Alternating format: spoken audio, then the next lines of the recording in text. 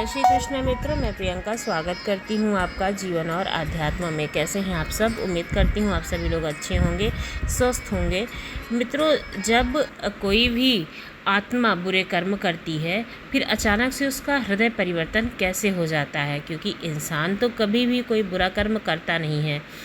कुछ मैली आत्माएं होती हैं, कुछ आत्माएं होती हैं जो बुरे कर्म करती हैं, क्योंकि शरीर तो नश्वर है, आत्मा ही अमर है, जो कि एक शरीर को छोड़कर दूसरे शरीर में प्रवेश करती है ना। तो आत्मा ही ऐसी होती है जो बुरे कर्म कराती है और उसको वो भोगने के लिए फिर से दूसरे शरीर में प्रवेश करती है, यानी कि दूसरा जन्म लेती है। तो कोई भी बुरा व्यक्ति जो बुरे कर्म करता है, ऐसा व्यक्ति अचानक से उसका हृदय परिवर्तन कैसे हो जाता है? आइए सुनते हैं इस साखी के माध्यम से। किसी गांव में एक चोर रहता था। एक बार उसे कई दिनों तक चोरी करने का अवसर नहीं मिला, जिससे उसके घर में खाने के लाले पड़ गए। अब वह मरता क्या ना करता। रात्रि के लगभग 12 बजे गांव के बाहर बनी एक साधु की कुटिया में जाकर घुस गया। वहां जानता था कि साधु बड़े ही त्यागी हैं, अपने पास कुछ नहीं रखते हैं, फिर भी सोचा कि खाने पीने को ही कुछ मिल जाए तो 1-2 दिन का गुजारा कैसे भी चल जाएगा। जब चोर कुटिया में प्रवेश कर रहा था तो संयोगवश उसी समय साधु बाबा ध्यान से उठ करके लघु शंका के निमित्त बाहर निकले। चोर से उनका सामना हो गया। साधु उसे देखकर पहचान तो गए, क्योंकि पहले कई बार उसे देखा था, पर साधु यह नहीं जानते थे कि वह चोर है। उन्हें आश्चर्य हुआ कि यह आधी रात को यहाँ पर क्यों आया है।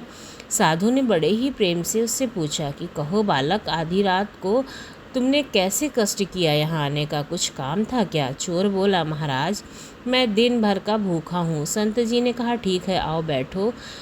मैंने शाम को धुनी में कुछ शकरकंदी डाली थी, वे भुन गए होंगे, अभी निकाले देता हूँ तुम्हें खाने के लिए, तुम्हारा पेट अवश्य ही भर जाएगा। शाम को आ गए होते तो मैं तुमको खाना भी खिला देता। पेट का क्या है बेटा, अगर मन में संतोष हो तो जितना मिले उसमें भी मनुष्य खुश रह सकता है। यथा लाभ संतोषः, यही तो है। साधु ने दीपक जलाया, चोर को बैठने के लिए आसन दिया, पानी दिया और एक पत्ते पर भुने हुए शकरकंदी रख दिए। फिर पास में बैठकर उसे इस तरह से खिलाया जैसे कोई माँ अपने बच्चे को खिलाती है। साधु बाबा ने सद्व्यवहार से चोर को निहाल कर दिया। सोचने लगा चोर, क्या मैं हूँ और एक ये बाबा हैं? मैं चोरी करने आया था यहाँ पर और ये इतने प्यार से हमें खिला रहे हैं। मनुष्य ये भी है और मैं भी हूँ। यह भी सच कह रहा है, आदमी आदमी में अंतर, कोई हीरा कोई कंकर। मैं तो इनके सामने कंकर से भी बदतर हूँ। मनुष्य में बुरी के साथ भली प्रवृत्ति भी रहती है, जो पाकर समय जाग जाती है। जैसे उचित खान पान पाकर के बीज पनप जाता है, वैसे भी संत का संग पाकर मनुष्य भी सद्वृत्ति के ऊपर लालायित हो जाता है, यानी कि उसके अंदर में भी सद्वृत्ति जाग उठती है।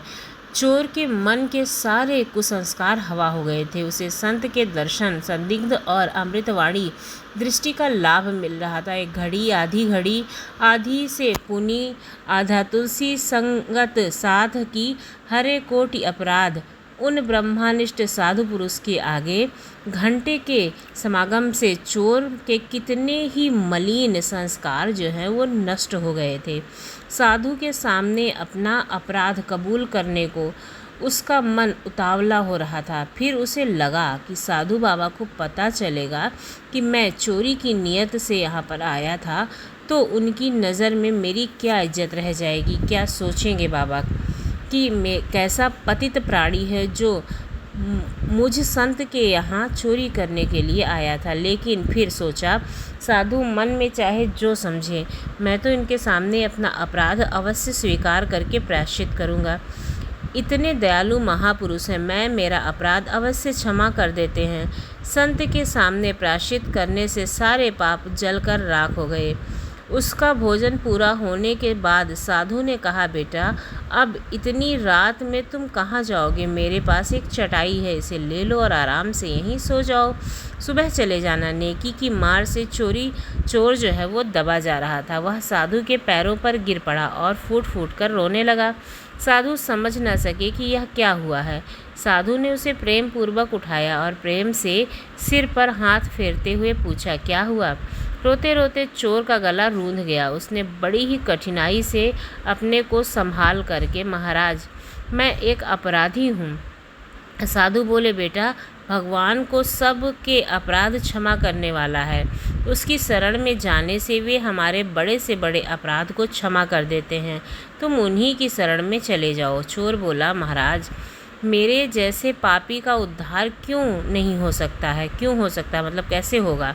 साधु बाबा बोले, अरे पगले, भगवान ने कहा यदि कोई अतिशय दुराचारी भी अनन्य भाव से मेरे भक्त होकर मुझको भजता है तो वह साधु ही मानने योग्य है। नहीं महाराज, मैंने बड़ी बड़ी चोरियां की हैं। आज भी मैं भूख से व्याकुल होकर आपके यहाँ चोरी करने ही आया था, लेकिन आपके सद्व्यवहार ने तो मेरा जीवन ही पलट दिया है। आज मैं आपके सामने कसम खाता हूँ कि आगे से कभी भी चोरी नहीं करूँगा, किसी जीव को नहीं सताऊँगा। आप मुझे अपनी शरण में लेकर अपना शिष्य बना लीजिए। चोर ने रोते हुए कहा। साधु के प्यार के जादू ने चोर को साधु बना दिया था। उसने अपना पूरा जीवन उस साधु बाबा के चरणों में सदा के लिए समर्पित करके अमूल्य मानव जीवन को, अमूल्य से अमूल्य परमात्मा को पाने के रास्ते लगा दिया था। महापुरुषों की सीख है कि आप सबसे आत्मवत व्यवहार करें, क्योंकि सुखी जीवन के लिए विशुद्ध निस्वार्थ प्रेम ही असली खुराक है। संसार इसी की भूख से मर रहा है। अतः प्रेम का वितरण करो। अपने हृदय के आत्मिक प्रेम को हृदय में ही मत छिपा कर रखो। उदारता के साथ उसे बांटो। जगत का बहुत सा दुख दूर हो जाएगा। अगर आप किसी के भी साथ बहुत अच्छा व्यवहार करते हो, वो आपके साथ लाख बुरा व्यवहार करे। अगर आप उसके साथ हमेशा अच्छा व्यवहार करते रहेंगे तो कभी न कभी उसके अंदर की भी आत्मा जागृत होगी, जैसे चोर के अंदर की आत्मा जागृत हुई है। अगर आपकी बातों से, आपकी वाणी से कोई भी कुसंगति वाला व्यक्ति, बुरा व्यवहार करने वाला व्यक्ति अगर अच्छे व्यवहार को करने लगता है, परमात्मा में लीन हो जाता है या फिर अच्छी चीज़ें करने लगता है, बुरा व्यवहार नहीं करता है, तो वो पाप करने से बचता है। तो आप अगर किसी के पाप को बचाने के लिए किसी के अंदर में सद्भाव जागृत करने के कारण बनते हैं तो आपसे बढ़कर अच्छा कोई भी नहीं है। तो आप ऐसा ज़रूर कीजिए। आपके साथ कोई लाख बुरा व्यवहार करे, आप उसके साथ हमेशा अच्छा व्यवहार कीजिए। आपको ये संगत कैसी लगी ज़रूर बताइएगा। अगर अच्छी लगी हो तो हमारे चैनल को सब्सक्राइब करना ना भूलिएगा। धन्यवाद।